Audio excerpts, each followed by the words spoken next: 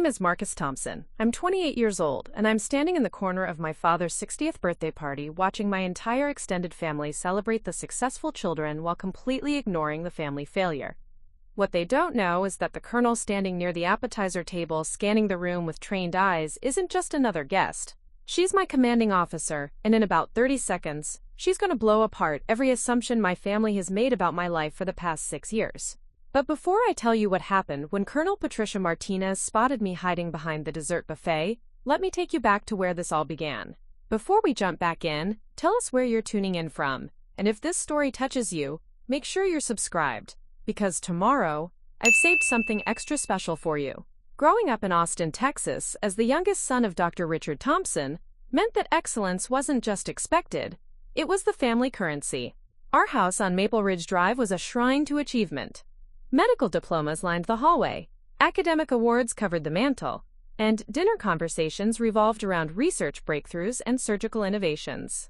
My father, a renowned cardiovascular surgeon at St. David's Medical Center, had built his reputation through 30 years of saving lives and training the next generation of medical professionals. His patients included governors, CEOs, and celebrities, but his greatest pride came from what he called the Thompson legacy, a family tradition of healing that stretched back 3 generations. My older brother David had followed the path perfectly. Harvard Medical School, residency at Johns Hopkins, and now a successful cardiothoracic surgery practice in Dallas. At 32, he was already being mentioned in medical journals, and had been featured on the cover of Texas Monthly as one of the state's rising medical stars. My sister Rachel had taken a slightly different route but remained within the family's definition of success. She'd become a research physician at MD Anderson Cancer Center, leading groundbreaking studies in oncology that were gaining national attention. Then there was me. For the first 18 years of my life, I'd been on track to continue the family tradition. Valedictorian at Westlake High School, perfect SAT scores, and early admission to the University of Texas, with a pre-med track that seemed inevitable. My father would introduce me to his colleagues as my youngest, the future neurosurgeon, and I'd smile and nod, accepting the predetermined path with the compliance of someone who'd never considered alternatives. The pressure was subtle but omnipresent. Family dinners featured detailed discussions of medical cases, with Dad quizzing us on diagnoses and treatment protocols. Our vacation reading included medical journals, and summers were spent volunteering at the hospital, where I'd watch my father perform miracles in the operating room, his hands steady and confident as he repaired damaged hearts. I excelled in my pre-med courses, organic chemistry, anatomy, physiology, but something felt fundamentally wrong. While my classmates talked about their passion for healing and their desire to make a difference in patients' lives, I found myself more interested in the strategic aspects of medical operations, the logistics of emergency response, and the coordination required to manage complex multi-department procedures. During my sophomore year, everything changed. A military recruitment presentation came to campus, not the typical Army or Navy recruiters, but a specialized team discussing opportunities in military intelligence and strategic operations. Captain Jennifer Walsh, an intelligence officer with 12 years of service, spoke about the intersection of technology, strategy, and national security in ways that made my pulse quicken for the first time since entering college. After her presentation, I approached with questions that revealed my genuine interest. She recognized something in my analytical approach and suggested I consider the Military Intelligence Officer program. For the first time in my life, I was hearing about a career that excited me rather than one I was supposed to want. The conversation with my parents didn't go well. "Military intelligence?" my father repeated, setting down his coffee cup with the controlled precision he used in the operating room.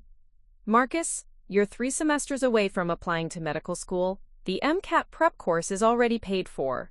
My mother, Dr. Patricia Thompson, a pediatrician who'd given up her practice to raise us but retained her clinical mindset, approached the situation like a diagnosis. "This is obviously stress-related," she concluded. "Pre-med pressure affects many students. You just need to refocus on your goals." I tried to explain the appeal of strategic analysis, the challenge of intelligence work, and the opportunity to serve my country in a capacity that utilized my specific skills. But to them, I was describing abandoning a noble profession for something they couldn't understand or value. "The Thompsons save lives," my father said with finality. "We don't play war games." The next 2 years became a careful balancing act. I completed my pre-med requirements while secretly pursuing a double major in international relations and computer science. I maintained the 4.0 GPA expected of a future Thompson doctor while spending my free time studying military strategy and intelligence analysis. I took the MCAT and scored in the 98th percentile, satisfying my parents' expectations, while simultaneously preparing for the officer candidate school application process. When acceptance letters arrived from multiple medical schools, including my father's alma mater, the family celebration felt like a funeral to me. As my parents toasted my success and planned my future, I excused myself to call Captain Walsh, who had become an unofficial mentor during my clandestine preparation for military service. "You can't live their dream, Thompson," she said after I described the impossible situation. "And you can't do justice to intelligence work if your heart isn't completely committed. The military needs officers who choose this path, not ones who settle for it." The night before I was supposed to confirm my acceptance to Baylor College of Medicine, I made the decision that would redefine my relationship with my family. I called the admissions office and declined the offer. Then I drove to the military recruitment office and submitted my OCS application. Telling my parents required courage I'd never needed in any academic challenge. They were in the study reviewing my medical school acceptance letters and discussing housing options near the Baylor campus, when I interrupted with news that shattered their carefully constructed vision of my future. "I'm not going to medical school," I announced, the words feeling both terrifying and liberating. "I've enlisted in the Army and been accepted to officer candidate school." The silence that followed was deafening. My father's face cycled through confusion, disbelief, and something approaching grief. My mother's clinical composure cracked as she processed information that didn't fit any scenario she'd prepared for. "You've what?" my father finally managed, his surgeon's steadiness wavering for the first time I could remember. I explained my decision methodically, outlining my genuine interest in military intelligence, my aptitude for strategic analysis, and my belief that this path would allow me to contribute meaningfully to national security. I emphasized the honor of military service and the intellectual challenges of intelligence work. But they heard only failure. In their world, leaving medicine for the military represented abandoning everything they'd worked to provide me, rejecting the family legacy and choosing a path they couldn't understand or respect. "This is ridiculous," my mother said, her pediatrician's voice taking on the tone she used with difficult parents. "You're throwing away opportunities that other students would kill for. Medical school, Marcus. Do you understand what you're giving up?" My father's response was more devastating. He didn't argue or lecture. He simply looked at me with disappointment, so profound it felt like a physical weight, then quietly said, "I don't understand how I failed to instill the value of our family's calling in you." The next few months were brutal. As I prepared for OCS, my parents oscillated between anger and attempts to change my mind. They arranged meetings with successful doctors, scheduled discussions with medical school administrators, and even suggested gap year alternatives that might clear my head of what they saw as a temporary delusion. David and Rachel, both established in their medical careers, were enlisted as reinforcements. During family dinners, they'd share stories about the satisfaction of surgical successes and research breakthroughs, painting pictures of the meaningful life I was abandoning for what they characterized as, quote, "playing soldier." When I left for officer candidate school at Fort Moore, Georgia, my family's goodbye felt more like a funeral than a send-off. My mother cried, my father remained stoically disappointed, and my siblings offered half-hearted encouragement that couldn't mask their belief that I was making a catastrophic mistake. The 16 weeks of OCS were the most challenging and fulfilling of my life. Physical training pushed my body beyond limits I'd known existed, while leadership exercises and tactical problems engaged my mind in ways that organic chemistry never had.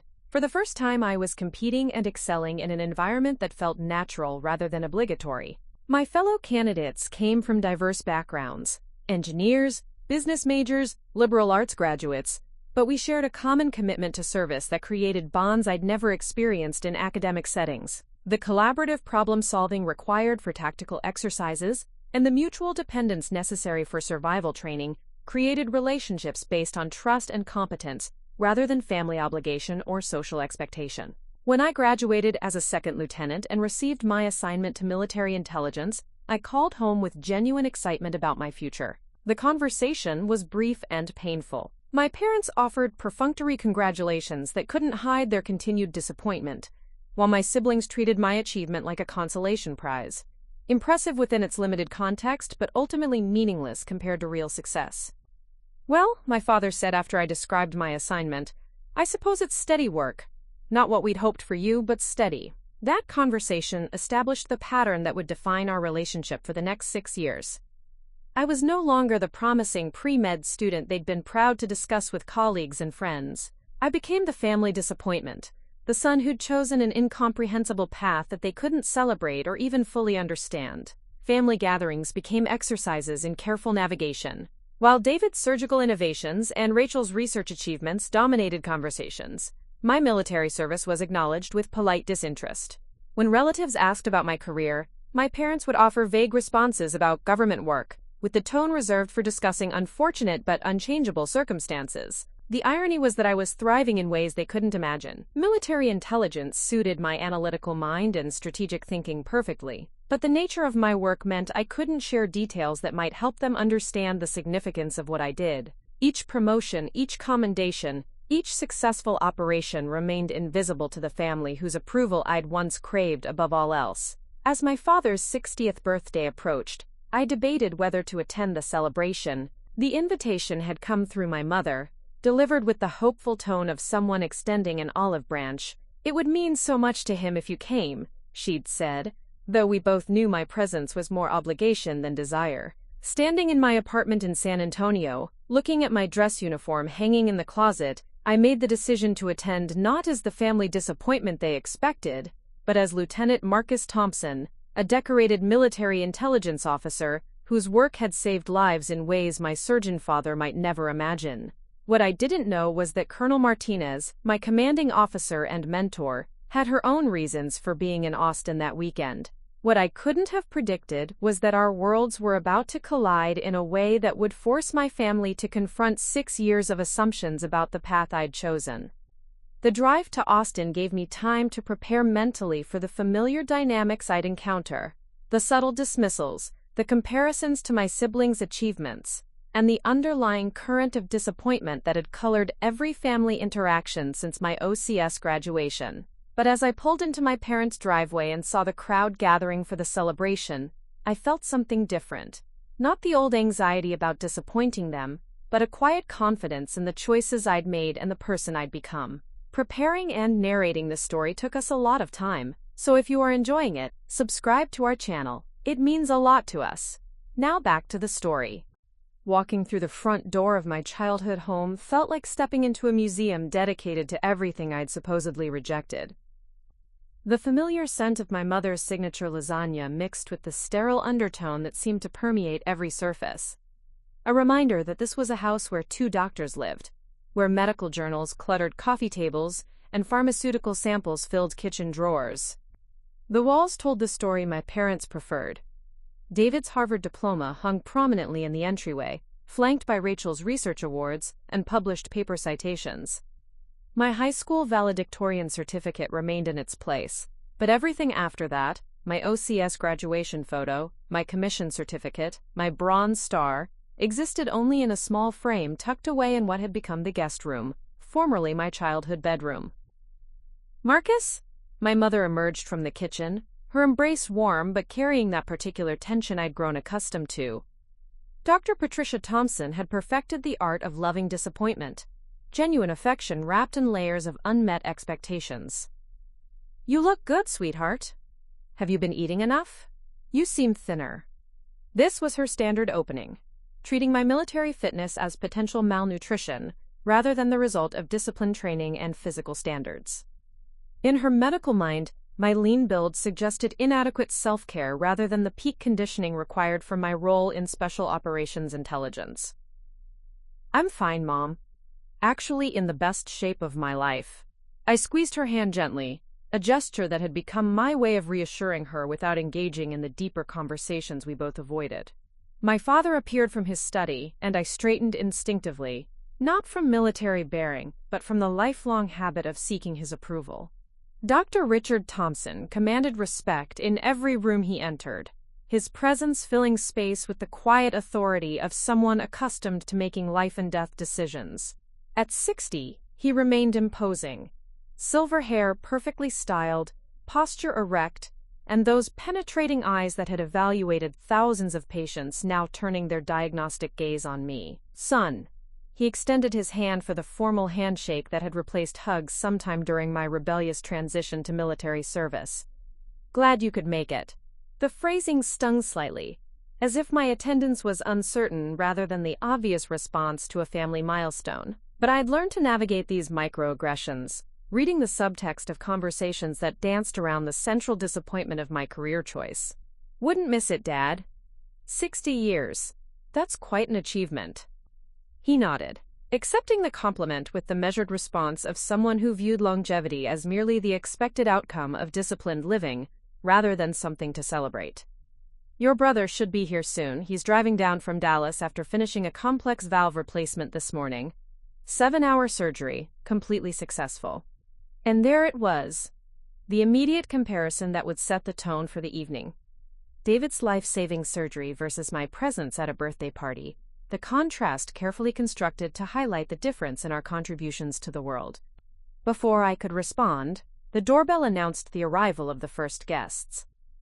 My parents' social circle consisted primarily of medical professionals, successful business owners, and longtime family friends who'd watched the Thompson children grow up with the expectation that we'd all follow predictable paths to conventional success. Dr. James Morrison, my father's longtime colleague and golf partner, entered with his wife Eleanor, both carrying the confident bearing of people accustomed to being the most accomplished individuals in any room. Behind them came the Andersons. He was a successful attorney, she was a retired judge, followed by the Williamses, who owned a chain of medical supply companies that served hospitals throughout Texas. "Richard!" Dr. Morrison's voice boomed with the joviality of old friendship. 60 years old and still making the rest of us look bad in the operating room. The men gravitated toward my father while their wives clustered around my mother, conversations immediately fragmenting into the familiar patterns of professional networking disguised as social gathering. I found myself in the awkward position I'd occupied at family events for 6 years, present but not quite belonging, included but not celebrated. "Marcus." Eleanor Morrison approached with the determined friendliness of someone fulfilling social obligations. "How lovely to see you. Still working for the government." This was how my family had learned to describe my military service, government work, a phrase that managed to be technically accurate while stripping away any sense of honor, purpose, or achievement. It reduced 6 years of decorated service to the bureaucratic equivalent of filing paperwork. "Yes, ma'am, still serving." "How nice. Steady benefits, I imagine." "Not the hours your father and brother keep, certainly." The comparison was subtle but unmistakable. While the doctors worked demanding schedules, saving lives, I apparently enjoyed the leisurely pace of government employment. If she only knew that my last deployment had involved 18-hour days for 3 weeks straight, coordinating intelligence operations that prevented a terrorist attack on American forces overseas. "Different challenges," I replied diplomatically, a response I'd perfected for these interactions. The front door opened again, admitting David and his wife Jennifer, along with Rachel and her husband Michael. The arrival of the successful Thompson siblings transformed the gathering's energy. Suddenly, the room buzzed with genuine excitement as my parents' friends gravitated toward the children who'd fulfilled every expectation. David commanded immediate attention with his natural charisma and impressive presence. At 6'2", with the kind of confidence that came from regularly performing miracles, he moved through the room, accepting congratulations on his recent publication in the New England Journal of Medicine. His descriptions of innovative surgical techniques held his audience captive, detailed enough to demonstrate expertise, accessible enough for non-medical listeners to understand the significance. Rachel drew her own admiring circle as she explained her latest research into targeted cancer therapies. Her work was approaching clinical trials, potentially offering hope to thousands of patients facing terminal diagnoses. The passion in her voice when discussing her research was unmistakable. She'd found her calling and was making a measurable difference in the world. I watched this familiar dynamic unfold from the periphery, nursing a beer and making occasional small talk with family friends who seemed uncertain how to categorize my presence. In their world of measurable achievements, successful surgeries, published research, legal victories, business expansion, my military service existed in an incomprehensible gray area. "So Marcus," Judge Anderson approached during a lull in conversation, "your father mentioned you're stationed in San Antonio now. What exactly do you do there?" The question was innocent enough, but answering required careful navigation. My actual role involved analyzing intelligence data, coordinating with foreign military units, and providing strategic assessments that influenced operations across multiple theaters. But operational security meant reducing this complex, vital work to generic descriptions that inevitably sounded mundane. Intelligence analysis primarily, working with data to support military operations. Ah, her expression suggested polite interest masking complete incomprehension. Computer work, then? Among other things. This was the conversation I'd had dozens of times at family gatherings. Military service reduced to its most boring components because the interesting, meaningful aspects remained classified. While David could describe the intricate process of repairing damaged heart valves, and Rachel could explain how her research targeted specific cancer cell mutations, I was limited to vague references to, quote, data analysis and operational support. The call to dinner rescued me from further attempts to explain my inexplicable career choice. My mother had prepared my father's favorite meal with the precision she'd once applied to patient care. Perfectly seasoned filet mignon, roasted vegetables arranged with artistic flair, and wine selected to complement each course. The dining room table, extended to accommodate 12 guests, showcased her attention to detail with crystal glasses, china inherited from her grandmother, and centerpieces that looked professionally arranged. The seating arrangement told its own story. My father occupied the head of the table with my mother to his right, while David and Rachel sat in the positions of honor closest to their parents. I found myself toward the far end, between Jennifer and Michael, the spouses rather than the accomplished principals. As the meal progressed, conversation naturally centered on medical achievements and research breakthroughs. Dr. Morrison described a complex cardiac procedure he'd performed earlier that week, while another colleague shared updates on hospital administration challenges. David and Rachel contributed insights from their respective specialties, their comments revealing the depth of expertise that had earned them recognition in their fields. "The future of medicine is incredibly exciting," my father observed, raising his wine glass. "The advances we're seeing in targeted therapies, minimally invasive procedures, precision medicine, we're living through a renaissance of healing." Murmurs of agreement circled the table as medical professionals contemplated the expanding possibilities in their field. The conversation was intellectually stimulating and genuinely passionate, filled with references to breakthrough treatments and innovative approaches that would improve countless lives. I listened with genuine interest, my analytical mind appreciating the strategic thinking required for complex medical decisions. But I remained a spectator rather than a participant. My expertise in threat assessment and intelligence coordination had no place in discussions of surgical innovations and pharmaceutical research. "What about you, Marcus?" Jennifer, David's wife, made an effort to include me in the conversation. "Do you follow medical research at all? I imagine military medicine might overlap with civilian advances." It was a thoughtful attempt to bridge the gap between worlds, and I appreciated her consideration. "There's definitely some crossover, especially in trauma care and battlefield medicine. The military has actually pioneered several techniques that have improved civilian emergency medicine." This was true. Military medics had developed innovative approaches to treating traumatic injuries under extreme conditions, many of which had revolutionized civilian trauma care. But even this connection felt tangential to the core discussion of research and innovation happening around the table. "That's fascinating," Dr. Morrison interjected with genuine interest. "I hadn't considered how combat medicine might influence civilian practice." "Have you worked with military medical units?" The question touched on classified aspects of my work. During my deployments, I'd coordinated closely with medical teams, providing intelligence that helped them prepare for casualties and evacuate wounded personnel safely. But explaining this would require revealing operational details I couldn't discuss. Some interaction, yes. Different perspectives on problem solving. Another vague response that satisfied curiosity without providing meaningful information. I caught my father's slight nod of acknowledgement. Not approval, exactly, but recognition that I was handling awkward questions appropriately. As dinner concluded, and guests moved to the living room for coffee and dessert, I excused myself to the back patio, needing a few minutes away from the careful social navigation required inside. The evening air was cool and quiet, offering a sharp contrast to the animated conversations continuing indoors.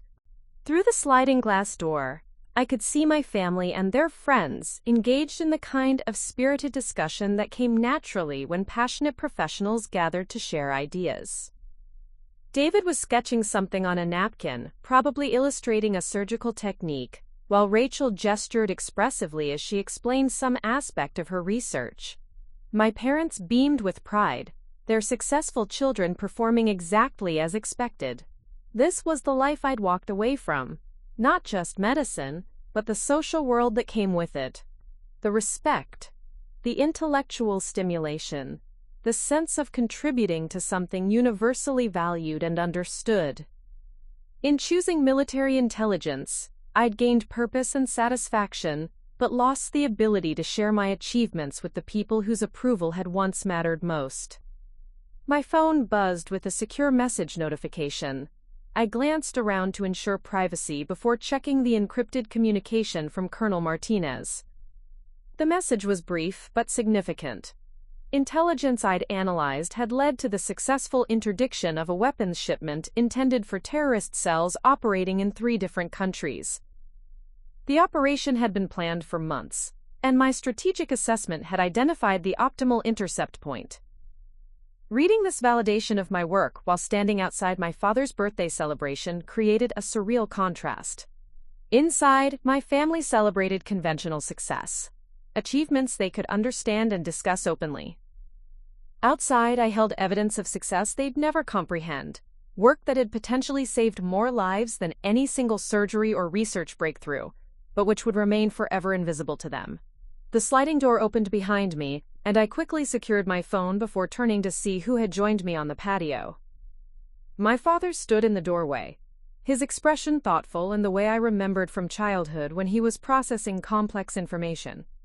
"Everything all right out here?" he asked, stepping onto the patio and closing the door behind him. "Just getting some air." "Great party, Dad. Mom outdid herself with dinner." He nodded, accepting the compliment, but clearly having something else on his mind. For a moment, we stood in comfortable silence, both looking out at the Austin skyline glittering in the distance. "I know this isn't easy for you," he said finally, his voice carrying an unusual note of uncertainty. "These gatherings, I mean, all the medical talk." The acknowledgement surprised me. In 6 years, he'd never directly addressed the awkwardness of my position at family events, or shown awareness of how his friends' reactions to my career choice might affect me. "It's fine, Dad. I'm proud of what David and Rachel have accomplished. But it's not what you chose." The statement hung in the air between us, neither quite an accusation nor an acceptance, but perhaps the beginning of recognition that my path might have been chosen, rather than simply fallen into. "No," I agreed quietly. "It's not what I chose." He absorbed this, and I could see him processing the implications. For someone accustomed to clear diagnoses and definitive treatments, the ambiguity of not understanding his son's motivations had clearly been troubling him. "I still don't understand it," he admitted. "The appeal of military service over medicine. What you see in that life that you couldn't find in this one."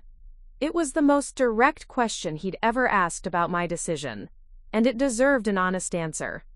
But how could I explain the satisfaction of preventing threats before they materialized, the intellectual challenge of analyzing patterns in seemingly random data, or the honor of serving something larger than personal achievement? "Different kinds of problem solving," I said carefully. "Different ways of serving people." He considered this, his medical mind perhaps recognizing that healing came in forms beyond surgery and pharmaceuticals. "Your mother worries that you're not happy," he said. "That you chose this path out of rebellion rather than genuine calling." The concern was touching, even if the underlying assumption was painful. They'd never considered that I might be genuinely fulfilled by work they couldn't understand. "I'm happy, Dad. Really. This is what I'm meant to do." He studied my face with the diagnostic intensity I remembered from childhood injuries, searching for signs of deception or self-delusion. Whatever he saw seemed to reassure him slightly. "I hope so, son. I really do." The sliding door opened again, interrupting our conversation.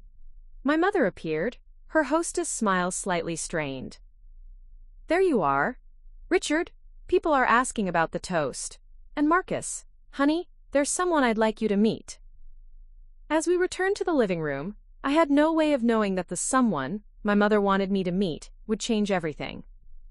Standing near the appetizer table, engaged in animated conversation with Dr. Morrison about military medical innovations, was a woman in civilian clothes whose bearing and tactical awareness immediately identified her as military, specifically as my commanding officer. Colonel Patricia Martinez had somehow found her way to my father's birthday party, and in approximately 30 seconds, she was going to destroy 6 years of careful family management and force everyone in the room to confront assumptions they'd never questioned. But I'm getting ahead of myself. Let me tell you exactly how my two worlds were about to collide in the most spectacular way possible. Colonel Patricia Martinez stood 5'6" with the kind of presence that commanded attention without demanding it. Even in civilian clothes, a navy blazer over dark slacks, her military bearing was unmistakable to anyone who knew what to look for. The way she scanned the room upon entering, her calculated positioning near the wall with clear sight lines to all entrances, and the subtle tension in her posture that suggested constant readiness for action. What made her presence at my father's birthday party particularly surreal was that she looked completely natural in this environment. At 45, Colonel Martinez possessed the kind of sophisticated confidence that fits seamlessly into a gathering of successful professionals. Her conversation with Dr. Morrison appeared effortless, her questions about military medical innovations intelligent and engaged. But I knew Patricia Martinez in an entirely different context. For the past 3 years, she'd been my commanding officer in the 470th Military Intelligence Brigade, one of the most decorated intelligence officers in the Army, and quite possibly the most formidable person I'd ever worked under. Her strategic mind was legendary within intelligence circles, and her ability to synthesize complex information under extreme pressure had shaped numerous successful operations across multiple theaters. The last time I'd seen her, we'd been in a secure briefing room at Fort Sam Houston, analyzing satellite imagery and intercepted communications that had led to the weapons interdiction I'd just read about on my phone. She'd been wearing her ACU uniform with the silver eagle of her rank, her hair pulled back in the regulation style, discussing operational parameters with the kind of clinical precision that had made her one of the youngest colonels in military intelligence. Now she was standing in my parents' living room, holding a glass of wine and discussing the evolution of battlefield medicine with my father's golf partner. The cognitive dissonance was overwhelming. It was like seeing your high school math teacher at a nightclub or encountering your surgeon at the grocery store, a collision of contexts that shouldn't intersect. Except this collision carried implications far beyond social awkwardness. "Marcus, sweetheart," my mother materialized beside me, her hostess instincts in full operation. "There's someone I'd love for you to meet. She's a friend of the Williamses. Apparently she works in military medicine. I thought you two might have something to talk about." The irony was staggering. My mother, who'd spent 6 years struggling to find common ground with my military career, was now enthusiastically introducing me to the woman who'd been instrumental in shaping that career. But she had no way of knowing this, just as she had no way of knowing that Colonel Martinez's presence here wasn't coincidental. Dr. Martinez was just telling us about some fascinating advances in combat trauma care, Dr. Morrison continued, clearly impressed by her knowledge. The applications for civilian emergency medicine could be revolutionary. I noticed she'd introduced herself as Dr. Martinez, rather than Colonel Martinez. Technically accurate, since she held a PhD in strategic studies from Georgetown in addition to her military rank, but strategically chosen to fit the professional environment she'd entered. "Marcus is in the military too," my mother announced with the kind of forced enthusiasm she reserved for trying to make connections that might somehow validate my career choice. Intelligence work, though I'm afraid I don't really understand what that involves. Colonel Martinez turned toward me with an expression of polite interest that gave no indication of our existing relationship.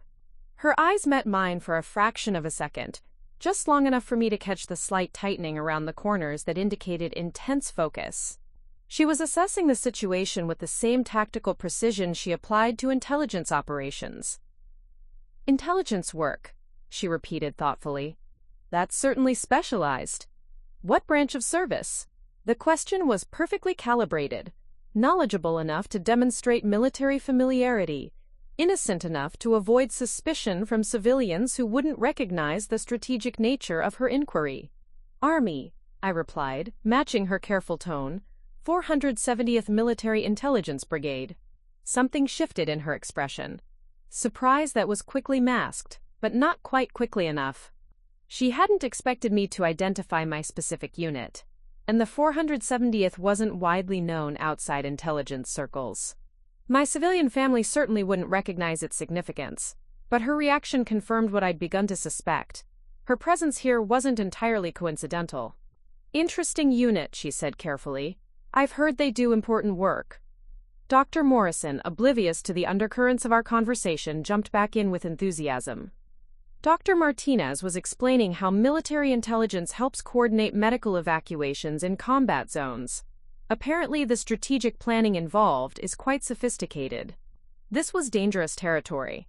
Colonel Martinez was clearly improvising, using her extensive knowledge to maintain her cover while navigating questions that could easily stray into classified areas. But she handled it with the skill I'd come to expect from her. Intelligence coordination is crucial for medical operations, she agreed smoothly.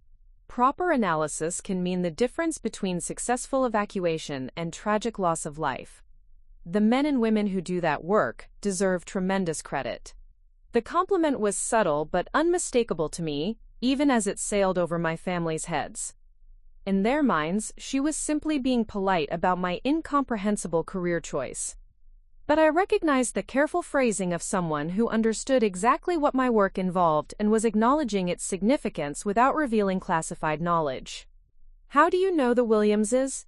I asked, genuinely curious about how she'd managed to infiltrate my father's birthday party. "Professional connection," she replied smoothly.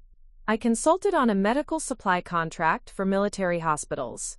Sarah and Tom were instrumental in ensuring our medical units had the equipment they needed for a recent deployment." The explanation was plausible enough to satisfy civilian curiosity while revealing nothing about operational details.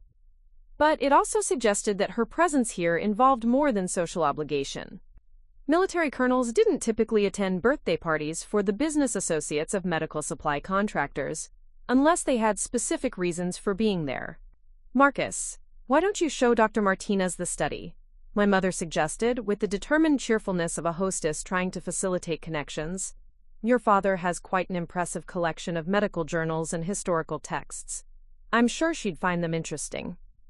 The suggestion was clearly intended to give us privacy to discuss our supposed shared military background.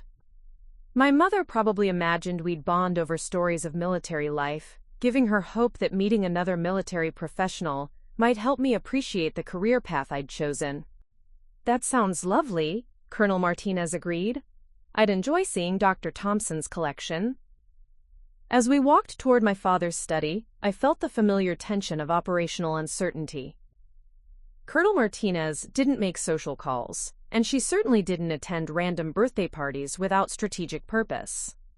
Her presence here meant something significant was happening, but the nature of that significance remained unclear.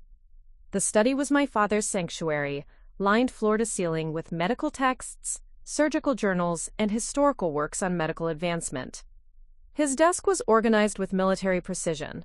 Ironic, given his frequent criticism of my actual military career, and the walls displayed his medical school diploma, board certifications, and photographs from significant surgeries he'd performed. Colonel Martinez closed the door behind us and immediately dropped the polite civilian facade. Her posture shifted to the command bearing I knew well, and her voice took on the direct tone of operational briefing. "Lieutenant Thompson," she said quietly, using my rank for the first time that evening. "We need to talk." The formality of her address sent an immediate alert through my system. In private settings, she typically called me Marcus or Thompson.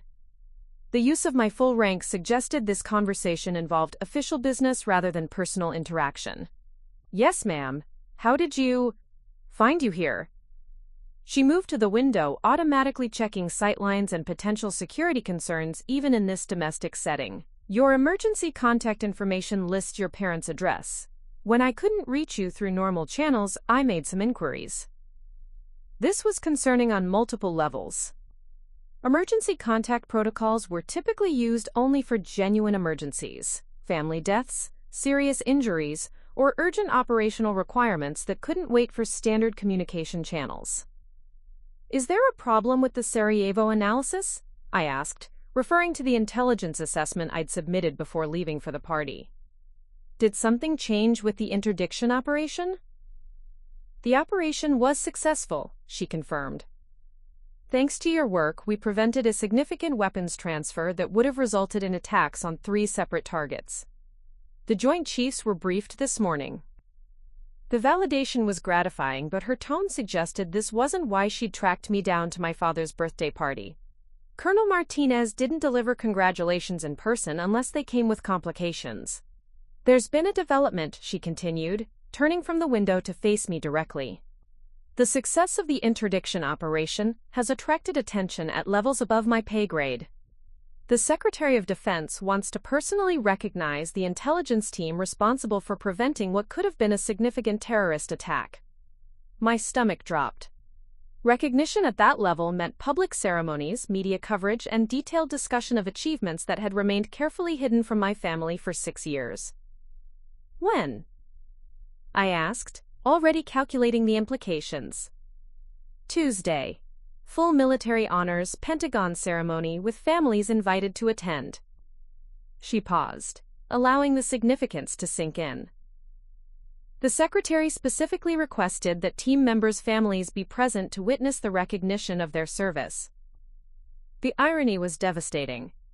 For 6 years I'd maintained careful separation between my military achievements and my family's disapproval.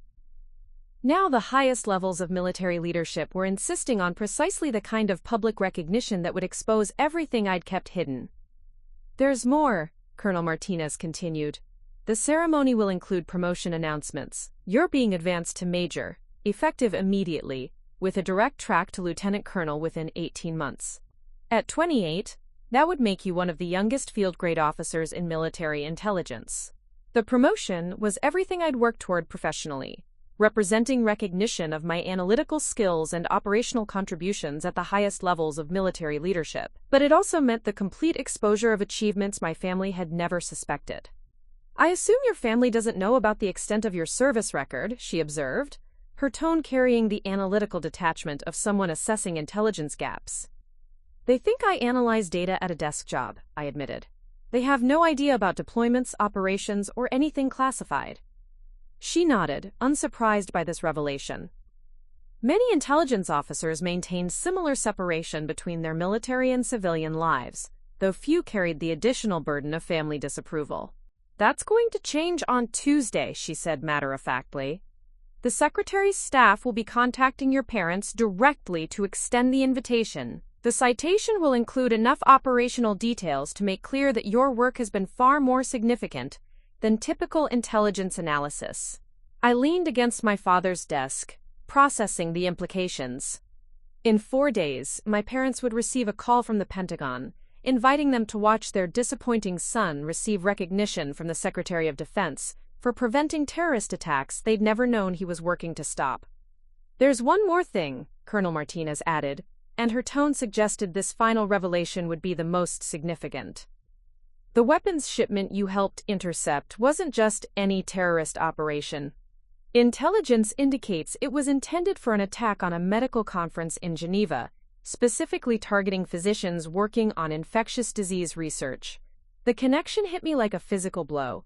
My parents, my siblings, their colleagues. They all attended international medical conferences. The research community my family belonged to had been the intended target of the attack I'd helped prevent. The Swiss authorities are being briefed tomorrow, she continued.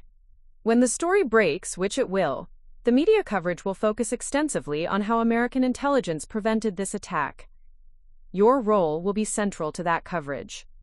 I stood in my father's study, surrounded by the symbols of the medical career I'd rejected, learning that my supposedly meaningless military service had potentially saved the lives of people exactly like my family. The weapons I'd helped intercept had been intended for doctors, researchers, and medical professionals, the very people whose work my parents spent every family gathering celebrating. How long do I have? I asked. The Pentagon will call your parents Monday morning. The ceremony is Tuesday afternoon. Media interviews begin Wednesday. She softened slightly, the commanding officer momentarily giving way to the mentor who'd guided my career for 3 years. Marcus, this is significant recognition. What you've accomplished in 6 years, it's extraordinary by any measure. Through the closed door, I could hear the continued sounds of my father's birthday celebration, conversations about medical achievements, laughter over shared professional experiences, the comfortable camaraderie of people who understood and valued each other's work.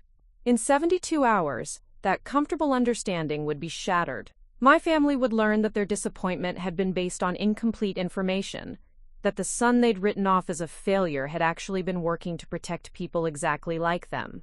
But they'd also learned that I'd allowed them to maintain their disappointment for 6 years, rather than finding a way to help them understand that my service had value even if they couldn't see it. Colonel, I said finally, I need to prepare them. This is going to completely upend their understanding of the last 6 years. She nodded, recognizing the personal complexity of the situation. The offer stands for you to bring a guest to the ceremony, someone who supported your career when others couldn't. The suggestion was kind, but highlighted the isolation my career choice had created. Unlike my siblings, who would bring spouses and parents to their professional recognitions, my military achievements had been witnessed only by colleagues and superior officers. I should get back to the party, I said, straightening my civilian clothes and preparing to return to the careful role-playing that would end forever on Monday morning. Thompson, Colonel Martinez said as I reached for the door handle, what you've accomplished, preventing that attack, saving those lives, your family is going to be proud. They just need to understand what you've actually been doing all these years. As I opened the door to rejoin the celebration, I wondered if pride would be their primary reaction, or if the revelation would bring its own complications. Learning that your disappointment was based on misunderstanding could be just as difficult to process as learning that your assumptions had been completely wrong.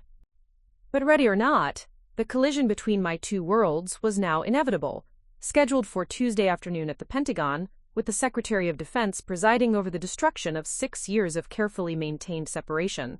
Returning to the party after my conversation with Colonel Martinez felt like stepping into an alternate reality. The same faces, the same conversations, the same underlying dynamics that had defined every family gathering for 6 years. But now I carried knowledge that would fundamentally alter all of it within 72 hours. Colonel Martinez had seamlessly reintegrated into the social fabric, engaging Dr. Morrison in a discussion about advances in battlefield trauma care while maintaining her cover as a medical consultant. Watching her navigate civilian conversation with the same tactical precision she applied to intelligence operations was both impressive and unsettling. She belonged in this environment of accomplished professionals, yet her presence represented the impending collision of worlds I'd kept carefully separated. There you are. David approached with his characteristic enthusiasm, wine glass in hand, and the relaxed demeanor that came from being universally celebrated. Dad's about to make his toast. You disappeared, just when things were getting interesting. If he only knew how interesting things had actually become. In the study, I'd learned that my career was about to be exposed at the highest levels of government, that my work had saved lives in ways my family would never have imagined, and that their 6-year disappointment in my choices was about to be revealed as based on fundamentally incomplete information. Just getting some air, I replied, falling into step beside my brother as we moved toward the living room where guests were gathering around my father. Dr. Richard Thompson stood near the fireplace with the natural command presence that had made him a respected leader in cardiac surgery. At 60, he remained imposing. Silver hair perfectly styled, shoulders back, eyes sharp with the intelligence that had guided his hands through thousands of successful operations. The room quieted as he prepared to speak, conversations trailing off in response to his unspoken authority. "Friends, colleagues, family," he began, his voice carrying the measured cadence of someone accustomed to addressing medical conferences and hospital staff meetings. "Patricia and I are deeply grateful you've joined us tonight to celebrate not just my 60th birthday, but the incredible community we've built over 30 years in Austin." He paused, scanning the room with the thorough assessment that had become second nature during decades of evaluating patients and situations. His gaze lingered briefly on David and Rachel, and I could see the pride that always accompanied his acknowledgement of their achievements. "When I think about legacy," he continued, "I don't think about the surgeries I've performed or the papers I've published. I think about the lives we've touched, the healing we've facilitated, and the next generation carrying forward the work of medicine." The speech was vintage Richard Thompson, thoughtful, substantive, and focused on service rather than personal achievement. Despite our complicated relationship, I genuinely admired his dedication to healing and his commitment to training young doctors. His criticism of my career choice had never stemmed from selfishness, but from a genuine belief that medicine represented the highest form of service. "David and Rachel have exceeded every expectation," he said, turning toward my siblings with unmistakable paternal pride. "Watching them develop into the physicians they've become has been one of the greatest joys of my life. They're not just carrying on a family tradition, they're advancing it, pushing the boundaries of what's possible in healing." Applause filled the room as David and Rachel acknowledged the recognition, with the gracious modesty that had been instilled in them since childhood. They deserved every word of praise. Their achievements were genuinely remarkable, and their commitment to their patients was absolute. Then my father's gaze found me across the room, and I saw something I hadn't expected. Not disappointment or resignation, but a kind of thoughtful uncertainty, as if he was reassessing assumptions he'd held for years. "And Marcus," he said, his voice taking on a different tone, "has chosen a path of service that I confess I don't fully understand, but which I'm beginning to recognize requires its own form of dedication." The qualification was slight but significant. For 6 years, his references to my military career had carried undertones of disappointment and incomprehension. This acknowledgement, limited though it was, represented the first public recognition that my choice might have value, even if that value remained unclear to him. "To family, to service, and to the many forms that healing can take," he concluded, raising his glass. The toast was met with warm applause and the clinking of glasses, but I found myself analyzing his final phrase. The many forms that healing can take could have been generic platitude, but coming from my father, a man who chose his words with surgical precision, it felt like the beginning of recognition that service extended beyond medicine. As conversations resumed and groups reformed around different topics, I noticed Colonel Martinez positioning herself near my parents. She was maintaining her civilian cover perfectly, but I recognized the tactical movement of someone preparing for a specific objective. Whatever her next move, it was calculated and purposeful. "Marcus," my mother appeared beside me, her hostess instincts still operating despite the late hour. "Dr. Martinez mentioned she might be able to provide some insight into military medical careers. I thought perhaps you could share some of your experiences with her." The suggestion was innocent enough from my mother's perspective, an opportunity for me to discuss my work with someone who might actually understand it. But given what I now knew about Colonel Martinez's real purpose here, the conversation carried entirely different implications. "I'd be happy to chat," I agreed, curious about what strategic objective she was pursuing. We moved to a quieter corner of the living room, away from the larger group discussions but still visible to other guests. Colonel Martinez's positioning was perfect, close enough to maintain social connection, far enough for semi-private conversation. "Your family seems lovely," she began, her tone carrying the appropriate warmth for casual social interaction. "Your parents are clearly very proud of your siblings' achievements." The observation was factually accurate, while avoiding judgment about the more complicated dynamics surrounding my own career. But I caught the analytical precision in her assessment. She'd been observing family interactions with the same attention to detail she applied to intelligence gathering. "They are," I agreed. "David and Rachel have accomplished remarkable things in their fields." "And you?" she asked, her voice pitched carefully to sound like polite inquiry rather than professional assessment. "Your mother mentioned intelligence work. That must be challenging." We were dancing around classified information while maintaining the appearance of casual conversation, a skill both of us had developed through years of operational necessity. But the subtext was clear. She was evaluating how I described my work to family members and assessing the gap between reality and perception. "It has its moments," I replied with deliberately vague understatement. "Different kind of problem solving than what they do, but meaningful work." She nodded thoughtfully, and I could see her processing the careful neutrality of my response. As my commanding officer, she knew exactly how significant my contributions had been to recent operations. As an observer at this family gathering, she was witnessing how those contributions were minimized and misunderstood by the people who should have been most supportive. "Intelligence analysis requires a unique skill set," she observed. "The ability to see patterns others miss, to synthesize complex information under pressure, to make strategic assessments that can affect thousands of lives. Not everyone has that capability." The compliment was subtle but unmistakable, delivered with just enough volume to be overheard by nearby family members.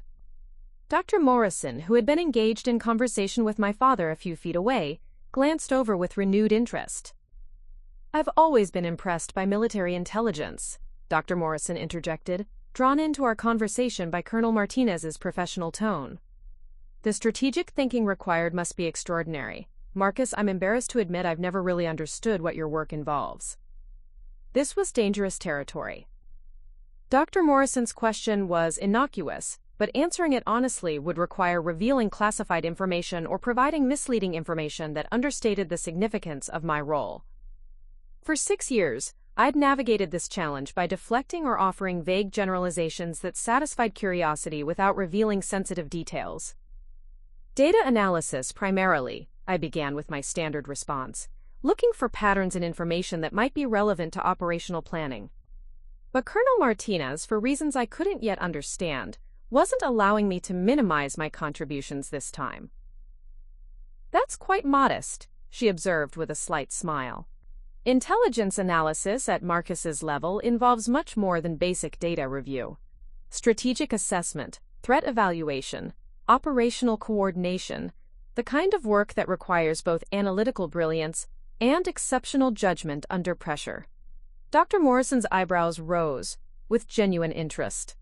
"That sounds considerably more complex than I'd realized. Marcus, you've never mentioned the strategic aspects of your work." I found myself caught between my commanding officer's unexpected decision to highlight my contributions and my long-established practice of downplaying them to avoid family complications. Colonel Martinez was clearly pursuing some objective with this conversation, but her strategy remained unclear. "The work can be complex," I admitted carefully. "But it's difficult to discuss specifics due to security requirements." "Of course," Dr. Morrison nodded with understanding. "I imagine much of what you do remains classified, but the strategic planning aspect, that must require skills similar to what we use in complex surgical cases. Analyzing multiple variables, anticipating complications, coordinating with different specialists." The comparison was more accurate than he realized. Intelligence operations did require many of the same cognitive skills that made Dr. Morrison successful in cardiac surgery: pattern recognition, strategic thinking, performance under pressure, and the ability to synthesize complex information quickly. "There are definitely parallels," I agreed, grateful for an analogy that made my work more comprehensible without revealing classified details. My father, who had been listening to our conversation while maintaining his own discussion with other guests, stepped closer with obvious interest. "Strategic planning and threat assessment," he repeated thoughtfully. "That does sound like it requires considerable expertise. Marcus, I think I've been underestimating the intellectual challenges of your position."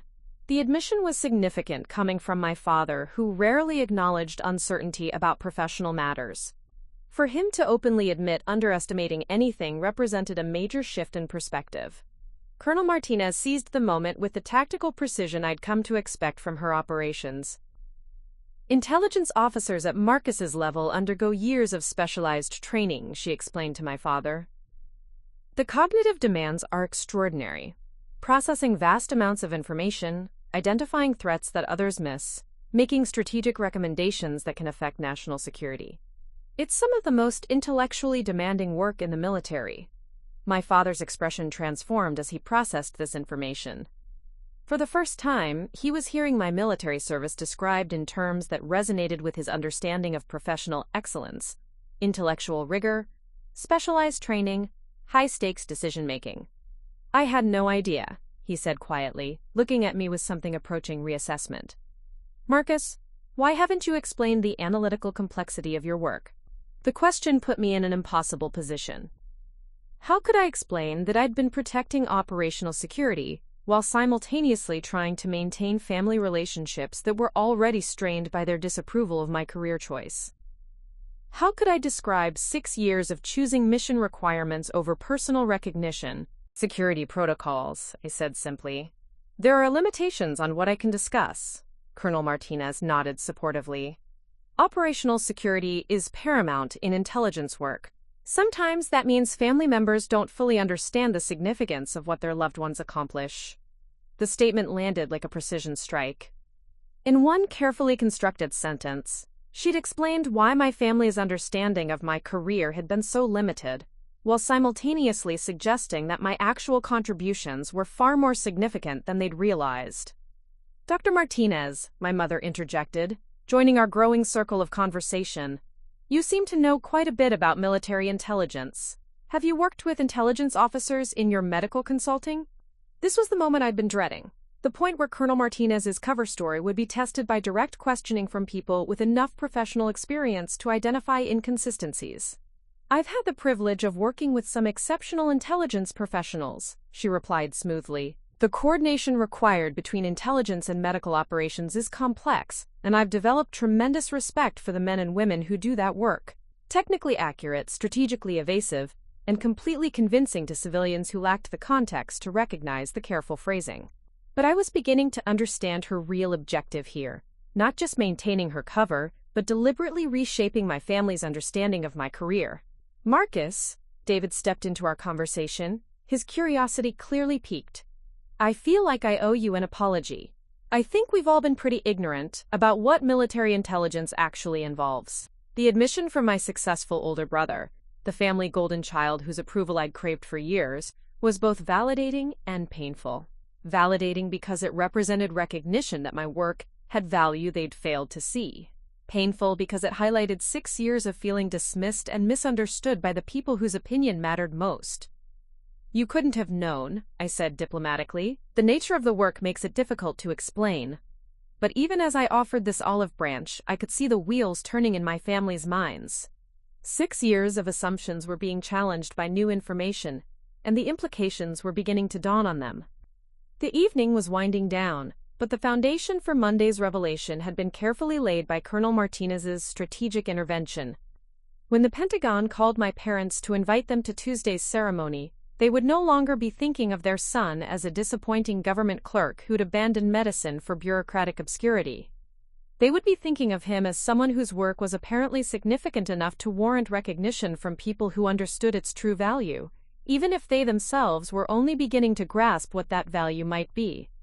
Monday morning arrived with the kind of Texas sunshine that made Austin feel like a city where nothing could go wrong. I sat in my apartment, nursing my third cup of coffee and staring at my secure phone, knowing that somewhere across town, another phone was about to ring that would fundamentally alter my family's understanding of the past 6 years. The Pentagon's protocol office operated with military precision.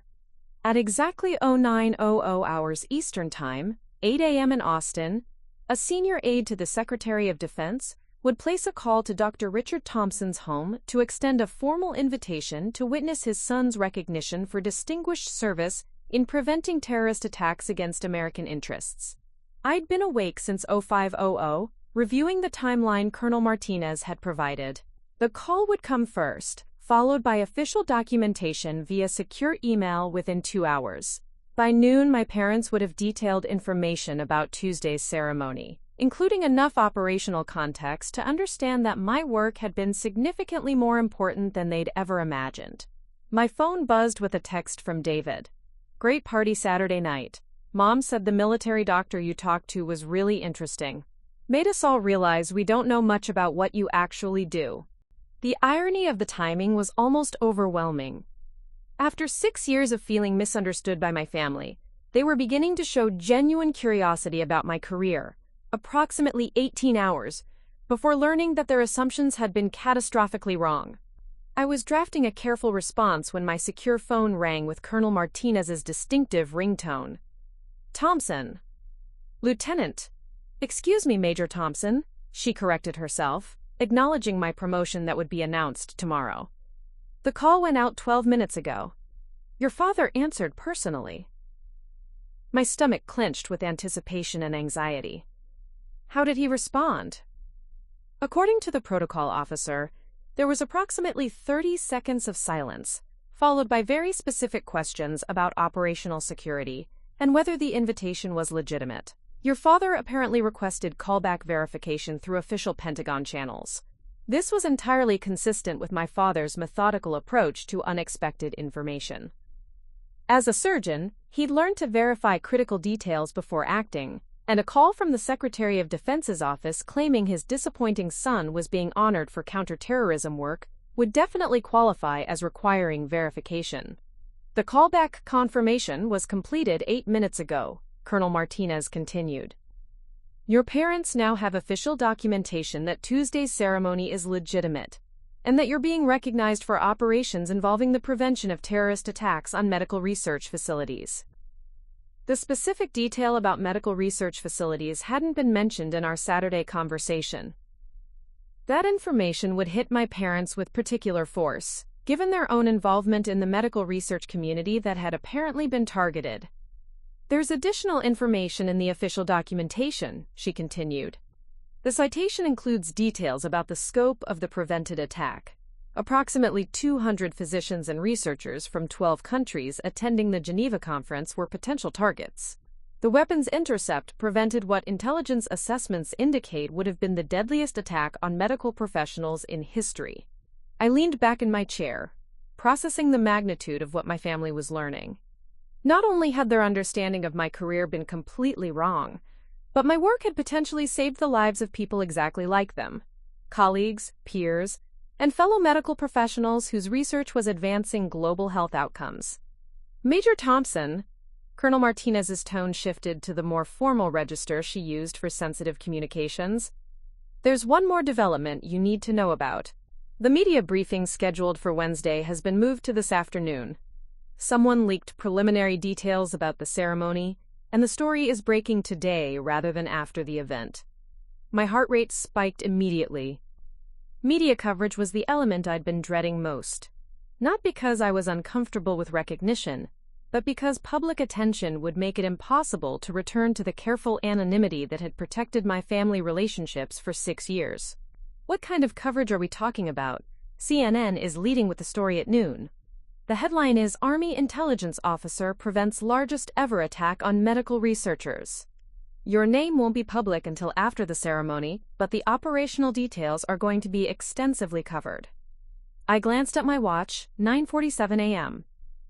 In just over 2 hours, my parents would be watching news coverage that described their son's work in preventing terrorist attacks they'd never known he was working to stop. The abstract invitation from the Pentagon would suddenly become concrete understanding of what I'd actually been doing for the past 6 years. Colonel, I need to prepare them. This is going to hit like an earthquake. Agreed. I recommend immediate family briefing before media coverage begins. Are you prepared for that conversation? Was anyone ever prepared for a conversation that would overturn 6 years of family dynamics? But the alternative, letting them learn about my real career from CNN rather than from me, was unacceptable. I'm heading over there now. Major Thompson. She paused, and I could hear the shift from commanding officer to mentor in her voice. What you've accomplished in 6 years of service, preventing this attack, saving those lives, your family is going to be proud. They just need to understand what you've actually been doing. After ending the call, I sat for a moment in the strange calm that precedes major upheaval. In 6 years of military service, I'd faced hostile territory, analyzed threats to national security, and coordinated operations under extreme pressure. But the prospect of explaining my real career to my disappointed family felt more daunting than any mission I'd undertaken. The drive to my parents' house took 15 minutes that felt like hours. Austin traffic was light on Monday morning, giving me too much time to rehearse conversations that couldn't possibly account for every variable. How do you explain 6 years of necessary deception? How do you help people understand that their disappointment was based on incomplete information without making them feel manipulated? I pulled into the familiar driveway behind my father's Mercedes and my mother's BMW, noting the precise positioning that reflected their organized approach to life. Everything about my childhood home suggested order, achievement, and conventional success. The perfectly maintained lawn, the tasteful architectural details, the subtle indicators of professional accomplishment. Taking a deep breath, I walked to the front door and used my key, rather than ringing the bell. Inside, I could hear my parents' voices from the kitchen. The tone suggested intense discussion, rather than casual morning conversation. "Mom? Dad? It's Marcus." "In here, sweetheart," my mother called, her voice carrying an unusual tension. I found them at the kitchen table, with official Pentagon documentation spread between them like evidence in a complex case. My father was still in his surgical scrubs, having apparently come home between operations to deal with this unexpected development. My mother wore the focused expression I remembered from her pediatric practice days, the look of someone processing information that didn't fit established patterns. "Marcus," my father looked up as I entered, his expression a mixture of confusion and growing understanding. "We just received a very interesting phone call from the Secretary of Defense's office." There was no easy way to begin this conversation, no diplomatic phrasing that would soften 6 years of revelation. So I chose the direct approach that military service had taught me. "I know. I'm sorry you had to learn about it this way." My mother gestured to the official documents. "According to this, you're being honored tomorrow for preventing terrorist attacks on medical research facilities. Marcus, what exactly have you been doing for the past 6 years?" The question was fair and deserved a complete answer. But operational security still limited how much detail I could provide. I sat down across from them, choosing my words carefully. "Intelligence analysis and coordination for counterterrorism operations. The work I've been doing, analyzing threats, coordinating with allied forces, providing strategic assessments. It's been more significant than I could explain due to security requirements." My father leaned forward with the focused attention he typically reserved for complex surgical cases. "The Pentagon documentation mentions operations across multiple theaters and coordination with international intelligence services. That's considerably more than the data analysis you've described to us." "Yes, sir. The cover story was necessary for operational security. Many of the missions I've worked on involved sensitive intelligence that couldn't be discussed, even with family." My mother's medical training kicked in as she processed this information with clinical precision. "So for 6 years, when we were disappointed in your career choices, you were actually doing work that was classified at the highest levels?" The pain in her voice was evident. Not just the shock of learning the truth, but the recognition of how wrong their assumptions had been and how that misunderstanding had affected our relationships. "I wanted to tell you," I said quietly. "Every family gathering, every time you compared my work unfavorably to David and Rachel's achievements, every time I saw the disappointment in your eyes, I wanted to explain what I was really doing. But the nature of the work required absolute discretion." My father set down the Pentagon documents with the precise control he used in the operating room when dealing with delicate procedures. "Marcus, according to this documentation, the operation you helped coordinate saved approximately 200 lives. Medical researchers and physicians who would have been killed in Geneva." "That's correct." "People like us," my mother whispered, the implications hitting her fully. "Colleagues, researchers, physicians, working to advance medical knowledge." "People exactly like you," I confirmed.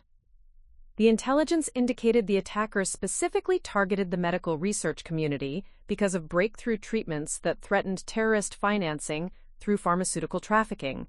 The silence that followed was profound. My parents sat processing information that completely recontextualized 6 years of family dynamics, professional disappointment, and misunderstood achievements. My father was the first to speak, his voice carrying the careful tone of someone reassessing fundamental assumptions. "When you missed Jack's engagement party," he began, then stopped, remembering that Jack was my fictional brother from another story. "When you missed family events, when you were unreachable for days at a time, when you gave vague explanations about work emergencies." "I was deployed," I finished. "Operations that I couldn't explain, in locations I couldn't name, doing work that was critical to national security, but which had to remain invisible." My mother reached across the table and took my hand, the first spontaneous physical affection she'd shown me in years. "Oh, Marcus. All this time we thought. We were so disappointed, and you were actually saving lives?" my father completed, his surgeon's appreciation for life-saving work evident in his tone. Just not in the way we understood. The kitchen fell quiet, except for the familiar sounds of the house. The refrigerator humming, the grandfather clock ticking in the hallway, the distant sound of traffic on Maple Ridge Drive. Normal sounds in a moment that was anything but normal. "There's something else you need to know," I continued, checking my watch and seeing it was nearly 11:30. "The story is breaking on the news in about 30 minutes. By this afternoon, there will be extensive media coverage about the prevented attack. My name won't be released until after tomorrow's ceremony, but the operational details will be public." My father straightened in his chair. "Media coverage of what, specifically?" "The weapons interdiction, the planned attack on the Geneva Medical Conference, the intelligence operation that prevented it. Everything I've been working on for the past 6 years is about to become very public." My mother looked at the Pentagon documents again, seeing them now not as an impossible surprise, but as confirmation of work she was beginning to understand had been vitally important. "The Secretary of Defense wants us there tomorrow," she said wonderfully, "to watch you receive recognition for preventing terrorist attacks." "Yes, ma'am." My father stood and walked to the window, looking out at the Austin skyline while processing the complete reversal of his understanding of his youngest son's career. When he turned back, his expression had shifted from confusion to something approaching pride. "Marcus, I owe you an apology. We owe you an apology. For 6 years we've been disappointed in choices we didn't understand while you were doing work that was saving lives in ways we never imagined." The admission was more than I'd ever hoped for, but it also highlighted the complexity of the situation we now faced. Recognition felt good, but it couldn't erase 6 years of misunderstanding or instantly repair relationships that had been strained by necessary secrecy. "I understand why you couldn't tell us," my mother added. "But Marcus, carrying that burden alone, letting us be disappointed when you were actually doing such important work." "That was part of the job," I said simply. Protecting operational security meant protecting the information even from family, even when it was personally difficult. As if on cue, my father's phone buzzed with a news alert. He glanced at the screen, his eyebrows rising as he read. "Breaking. U.S. intelligence prevents largest ever attack on medical research community," he read aloud. "Marcus, is this?" "That's the operation. The story is breaking now." He immediately turned on the kitchen television, finding CNN just as their breaking news segment began. A serious-faced anchor appeared on screen, with graphics displaying, quote, "terrorist plot foiled and medical conference targeted." Quote, "Good morning. We're following breaking news about a major terrorist plot that was prevented by U.S. intelligence services. Sources confirm that American intelligence officers intercepted weapons intended for an attack on an international medical research conference in Geneva, Switzerland." My parents stood transfixed as the anchor detailed the scope of the planned attack, the international coordination required to prevent it, and the devastating consequences that had been avoided. When the report mentioned that the targeted conference included some of the world's leading researchers in infectious disease and pharmaceutical development, my mother gasped audibly. "That's the Hartman Symposium," she whispered. "I was invited to present there. If I'd gone." The personal connection hit like a physical blow. The abstract concept of saving lives suddenly became concrete and immediate. My work hadn't just prevented attacks on unnamed victims, it had potentially saved my own mother's life. As the news coverage continued, providing more details about the sophisticated nature of the plot and the complex intelligence work required to stop it. I watched my parents' faces transform with growing understanding and, finally, unmistakable pride. The phone call from the Pentagon had been just the beginning. Now, sitting in their kitchen watching CNN describe my work in terms they finally understood, the real conversation about the past 6 years was just getting started. The CNN report continued for another 15 minutes, each detail adding weight to the revelation unfolding in my parents' kitchen. When the anchor mentioned that the prevented attack would have been the deadliest assault on the international medical community in modern history, my father sank into his chair with the expression of someone processing information that fundamentally challenged everything he thought he knew. "Turn it off," my mother said quietly, reaching for the remote. We need to talk about this without the news in the background." The sudden silence felt heavier than the television coverage. For 6 years, our family conversations had been carefully choreographed around the topics we couldn't discuss. My deployments that I couldn't explain, my achievements that remained classified, my work that seemed meaningless because its true significance couldn't be revealed. Now, sitting in the kitchen where I'd eaten breakfast before school for 18 years, we faced the prospect of complete honesty for the first time since I'd chosen military service. My father removed his reading glasses and cleaned them with the methodical precision he applied to surgical instruments, a familiar ritual that signaled deep thought. When he spoke, his voice carried the measured tone of someone choosing words carefully. "Marcus, I need to understand something.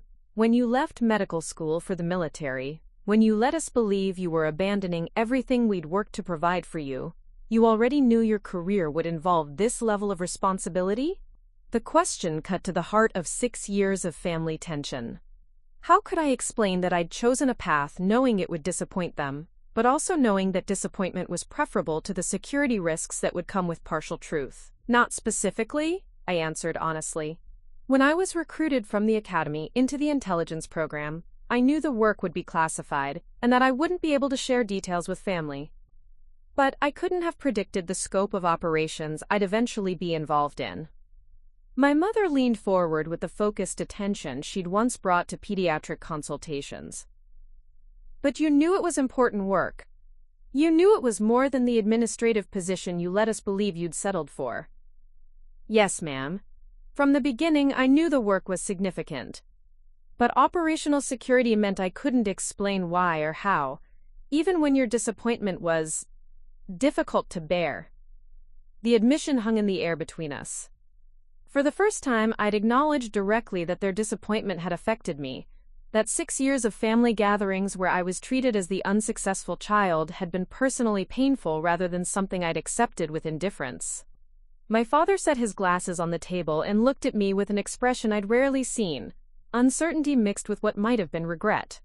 6 years, he said slowly. 6 years of treating your career choice as a disappointment, of comparing your work unfavorably to your siblings' achievements, of, God, Marcus, the things we said, the assumptions we made. My mother's eyes filled with tears as the full implications of their behavior began to register. Every family gathering where we dismissed your work. Every time we changed the subject when people asked about your career. Every holiday where we celebrated David and Rachel's achievements while treating yours as failures. The pain in her voice was evident, but I found myself in the strange position of comforting them for behavior that had been genuinely hurtful, but also completely understandable given the information they'd had available. "You couldn't have known," I said. "The cover story was designed to be believable and discouraging to further questions. You reacted exactly as you were supposed to react."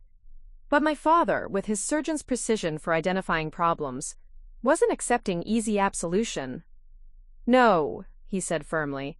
"We should have trusted you. We should have known that our son, the boy who graduated valedictorian, who excelled at everything he attempted, who had never shown poor judgment in any significant decision, wouldn't suddenly abandon a promising future for meaningless work." The observation was uncomfortably accurate. Looking back, their assumption that I'd somehow become irresponsible or aimless contradicted everything they knew about my character and decision-making patterns. But the medical career they'd envisioned for me had been so central to their understanding of success, that my deviation from it had apparently overridden their assessment of my judgment. I should have found a way to help you understand that my work had value, even if I couldn't explain the details, I said. Instead, I let you draw conclusions that I knew were wrong, because it seemed easier than dealing with partial truths. My mother reached across the table and took both my hands, a gesture of physical affection that had been rare during the years of disappointment. Marcus, honey, you were protecting national security. You were following orders that required absolute discretion. We're the ones who failed here, not you. The forgiveness was generous, but didn't address the complexity of the situation we now faced. 6 years of misunderstanding couldn't be erased by a single conversation, regardless of how revelatory the new information was. There's something else we need to discuss, I continued, recognizing that complete honesty required addressing the immediate future as well as the past. Tomorrow's ceremony at the Pentagon, it's not just recognition. I'm being promoted to major, and there's discussion of accelerated advancement to lieutenant colonel within 18 months. My father's eyebrows rose sharply. In his military-adjacent world of hospital hierarchy, he understood exactly what those timelines meant. At your age, that's extraordinary advancement, he observed. What kind of performance evaluations justify that pace of promotion? For the first time in 6 years, I could answer that question with specific details rather than vague generalities. The Geneva operation was the culmination of 3 years of intelligence work that prevented terrorist attacks in 7 different countries. The weapons interdiction you saw on the news was actually the final phase of a coordinated international effort that I helped design and coordinate. I paused, checking their expressions to ensure they were ready for more detailed information. The citation for tomorrow's ceremony includes work that's being credited with saving approximately 800 lives across multiple operations. The Pentagon assessment is that my intelligence analysis and strategic coordination have had measurable impact on national security outcomes. The silence that followed was profound. My parents sat processing the revelation that their supposedly unsuccessful son had actually been working at levels of responsibility and achievement that exceeded anything they'd imagined. My mother spoke first, her voice barely above a whisper. 800 lives. That's the Pentagon's estimate, yes, ma'am. Obviously, those numbers are approximate, since we can't know exactly what would have happened if the attacks had proceeded, but intelligence assessments suggest that's a conservative figure. My father stood and walked to the window again, a habit I recognized from childhood when he was processing complex information. When he turned back, his expression had transformed completely. Marcus, I don't know how to apologize for 6 years of fundamental misunderstanding. As a surgeon, I save lives one patient at a time. What you've been doing, preventing attacks, coordinating international intelligence operations, saving hundreds of lives through strategic thinking, it's beyond anything I'd imagined possible in a career I thought I understood. The comparison was generous but highlighted one of the strange aspects of intelligence work. Its success was often measured by preventing things that would have happened, rather than by visible achievements. Unlike surgery, where successful outcomes were immediately apparent, intelligence work required preventing disasters that the public would never know had been threatened. Different types of service, I said diplomatically. Both necessary, both valuable. But my mother, with her pediatrician's insight into behavior and motivation, wasn't allowing me to minimize my achievements. No, Marcus. What you've been doing, it's extraordinary by any measure. And you've been doing it while bearing our disappointment, our lack of understanding, our failure to trust that you'd made a good decision. Her voice broke slightly as the emotional weight of the revelation hit her fully. All those family gatherings where we made you feel like the unsuccessful child. All those conversations where we compared your work unfavorably to David and Rachel's achievements. All those times we suggested you'd wasted your potential, and you were actually saving lives in ways we couldn't comprehend. The tears that had been threatening throughout our conversation finally came, not just from her, but from my father as well. For the first time in my adult life, I saw my father cry, his composed surgical demeanor cracking under the weight of recognizing how wrong he'd been about something so fundamental. "I'm so sorry, son," he said, his voice rough with emotion. "I'm so incredibly sorry for not trusting you, for not believing in your judgment, for treating your service as somehow less valuable than the career we'd planned for you. The apology was more than I'd ever expected, but it also opened floodgates of emotion I'd kept carefully controlled for 6 years. The pain of being misunderstood by the people whose approval mattered most, the frustration of being unable to defend my choices, the loneliness of achieving recognition that couldn't be shared with family, all of it surfaced in a rush that threatened to overwhelm my carefully maintained composure. "It wasn't your fault," I managed, though my voice wasn't entirely steady. "You made reasonable assumptions based on limited information. I understood why you were disappointed, even when it was difficult to accept." My mother came around the table and embraced me with the fierce protectiveness I remembered from childhood injuries, the kind of hug that was meant to heal everything that had gone wrong. "We're so proud of you," she whispered. "So incredibly proud of what you've accomplished, and so sorry it took us this long to understand." My father joined us, creating the kind of family moment that had been absent for 6 years.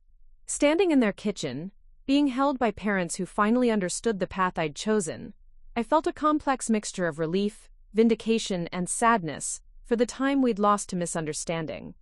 When we separated, my father's expression carried the focused determination I recognized from his approach to complex surgical cases. "Tomorrow's ceremony," he said. "We'll be there, of course. But Marcus, after this, after the recognition, after the media coverage, what happens to your career? Does this level of publicity affect your ability to do intelligence work?" It was a perceptive question that demonstrated his growing understanding of the complexities of my position. Public recognition was gratifying, but it also meant the end of the anonymity that had been crucial for certain types of operations. "There will be changes," I acknowledged. "Some types of field work will no longer be possible. But the Pentagon is creating new positions that utilize experienced intelligence officers in strategic planning and training roles. The work will be different, but still significant." My mother nodded thoughtfully. "So in some ways, this recognition represents a transition, from operational work that had to remain secret to leadership roles that can be more visible." "Exactly. The career path is evolving, but the mission remains the same: protecting American interests and preventing threats before they materialize." As the afternoon sunlight shifted through the kitchen windows, I realized we'd spent nearly 3 hours in conversation that had transformed our family dynamics more dramatically than any single event since my decision to leave medical school. The disappointment that had colored every family interaction for 6 years had been replaced by understanding, pride, and regret for the time we'd lost to misunderstanding.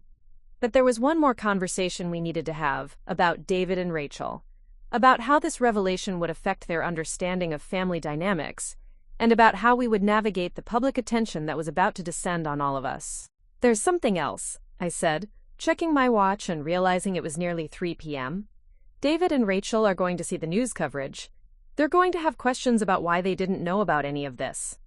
My parents exchanged glances, clearly recognizing the complexity of explaining to my siblings that their supposedly unsuccessful brother had actually been involved in classified work at the highest levels of national security. "We'll call them," my father said decisively. "They deserve to hear this from us before they piece it together from news reports." My mother nodded in agreement. "They're going to be as shocked as we were, but they'll also be proud, and probably feeling as guilty as we do about the assumptions we've all made." As if summoned by our conversation, my mother's phone rang with David's distinctive ringtone. She glanced at the caller ID, then at my father and me. "He's probably calling about the news coverage," she said. "Marcus, are you ready for this conversation?" Looking at my parents, their faces showing a mixture of pride, regret, and determination to make amends for 6 years of misunderstanding, I realized I was ready for whatever came next. The truth was finally out, and for the first time since choosing military service, I didn't have to navigate the careful balance between family relationships and operational security. "I'm ready," I said, as my mother answered the call that would extend our family reckoning to include the siblings who'd never questioned their assumption that I was the unsuccessful Thompson child. The conversation was about to get even more complicated, but it was also about to become completely honest for the first time in 6 years.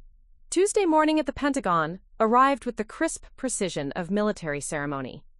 Standing in my dress uniform outside the Secretary of Defense's conference room, I felt the weight of 6 years of secrecy finally lifting from my shoulders. The silver oak leaves of my new major's rank caught the morning light, a visible symbol of achievements my family was about to witness for the first time. Through the glass doors, I could see my parents in the family seating area, dressed in their finest clothes and wearing expressions of nervous pride. My mother kept smoothing her navy dress, the same one she'd worn to David's medical school graduation, while my father sat with the rigid posture of someone still processing revelations that had upended his understanding of his youngest son. David and Rachel flanked them, both having flown in after emergency phone calls the previous afternoon.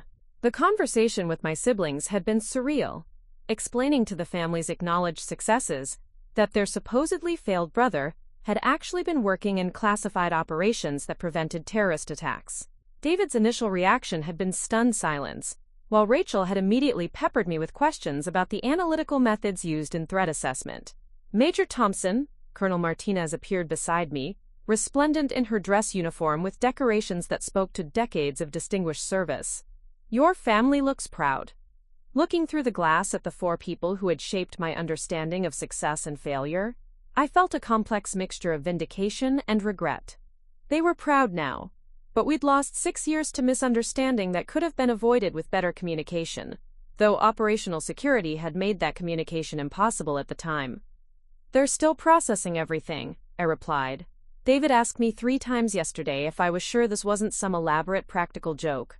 Colonel Martinez smiled slightly. "Intelligence officers with your track record don't typically engage in practical jokes involving the Secretary of Defense. Your brother will adjust to the new reality." The ceremony began with military precision. Secretary of Defense Patricia Williams entered with the commanding presence that had made her one of the most respected defense leaders in recent history. A former Army general herself, she understood the significance of intelligence work in ways that politicians without military experience sometimes missed.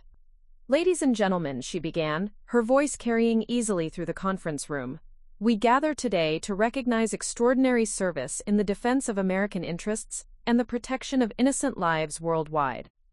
She gestured toward our small group of honorees, 5 intelligence officers whose coordinated work had prevented the Geneva attack and disrupted terrorist networks across 3 continents. The operations we celebrate today represent intelligence work at its finest.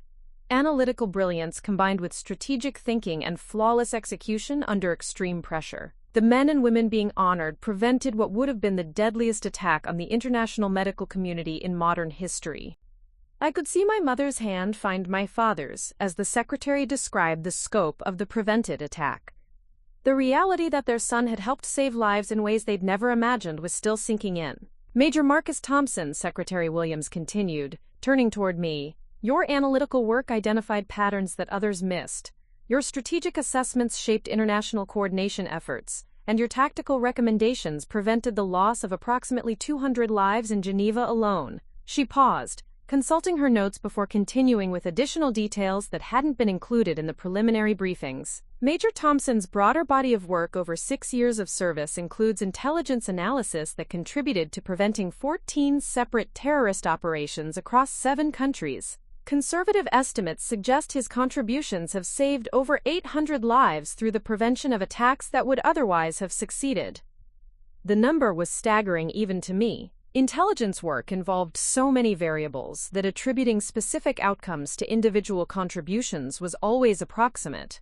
But hearing the Pentagon's assessment delivered by the Secretary of Defense made the impact feel concrete in ways it never had during operational briefings. "The Silver Star for Gallantry," Secretary Williams announced, "is awarded to Major Marcus Thompson for exceptionally meritorious conduct in the performance of outstanding service while engaged in operations against an armed enemy of the United States." As she pinned the decoration to my uniform, I caught sight of my family through the crowd of military officials. My father was standing at attention, old habits from his Naval Academy days, while tears streamed down his face. My mother held Rachel's hand, both women crying openly, as they watched their supposedly unsuccessful family member receive one of the military's highest honors. David's expression was perhaps the most moving. Throughout our childhood, he'd been the one destined for greatness, the son who would follow our father's footsteps and exceed his achievements. Now he was watching his younger brother receive recognition for saving hundreds of lives, his face showing a mixture of pride and what looked like reassessment of his own definitions of success. The ceremony continued with commendations for the other team members, but I found my attention drifting to the larger implications of this moment. The recognition was gratifying, but it also marked the end of one phase of my career and the beginning of another. The anonymity that had been essential for field operations was gone forever, replaced by the visibility that came with public honors. After the formal presentations, families were invited to join their honored service members for a reception in an adjacent room. My parents approached with the careful steps of people navigating unfamiliar territory, proud but uncertain how to express emotions they'd never expected to feel. "Major Thompson," my father said formally, then broke into a smile. "That sounds pretty good, doesn't it?" The pride in his voice was unmistakable. A complete reversal from 6 years of careful disappointment. But it also highlighted how much had changed. Not just their understanding of my career, but our entire family dynamic. "It feels good," I agreed. "But it's still strange having you here." For 6 years, my professional life and family life were completely separate. My mother embraced me carefully, mindful of the decorations on my uniform.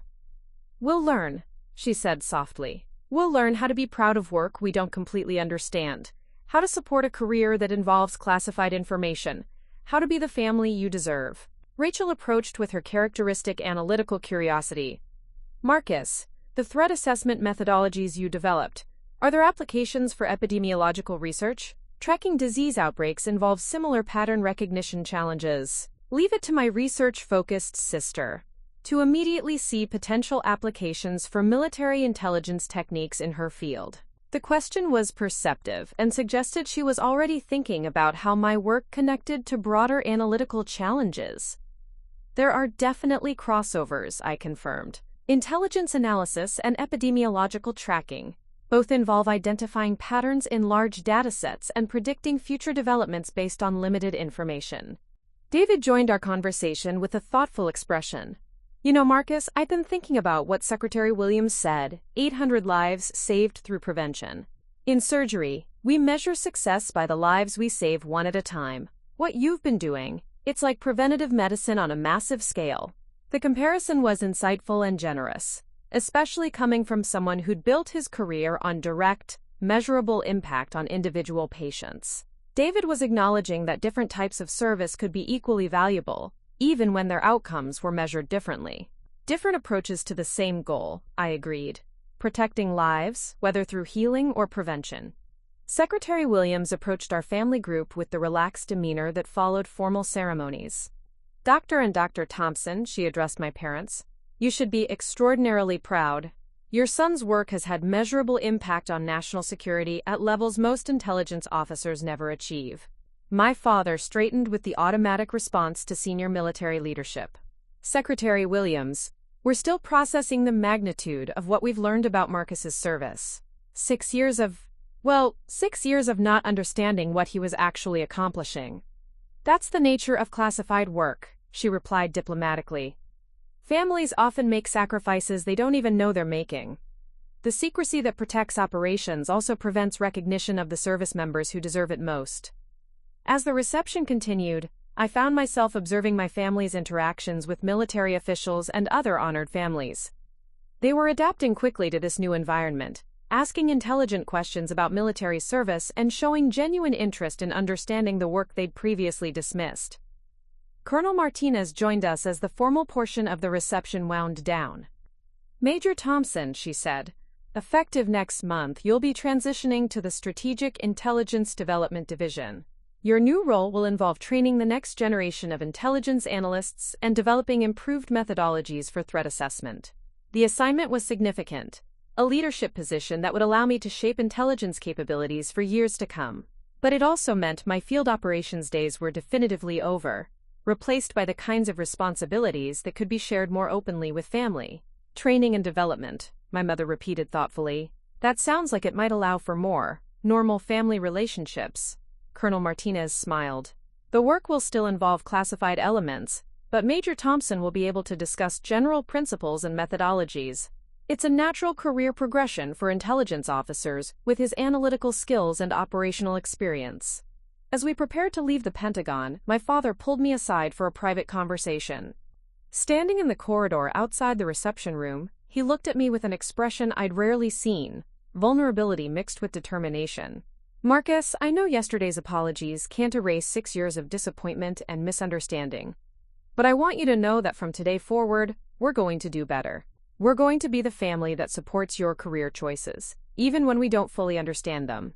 The promise was meaningful, but I recognized that rebuilding family relationships would take time and sustained effort from all of us. I appreciate that, Dad, but I also need to do better at helping you understand what I can share about my work. We've all learned from this experience. He nodded thoughtfully. Perhaps we have. And Marcus, what you've accomplished, what you've prevented, the lives you've saved, it's everything we hoped for when we raised you to believe in service to others. We just never imagined that service would take the form it did. As we walked out of the Pentagon together, my parents, siblings, and I realized that today marked more than professional recognition. It marked the beginning of honest family relationships based on understanding rather than assumption, support rather than disappointment, and pride rather than regret. The 6 years of separation between my professional achievements and family approval were finally over. What came next would be the challenge of building new relationships that honored both my commitment to national service and my connection to the people who had shaped my understanding of what it meant to serve others. For the first time since choosing military intelligence over medicine, I didn't have to choose between family approval and professional fulfillment. I could finally have both. Up next, you've got 2 more standout stories right on your screen. If this one hits the mark, you won't want to pass these up. Just click and check them out. And don't forget to like, subscribe, and turn on the notification bell so you don't miss any upload from us.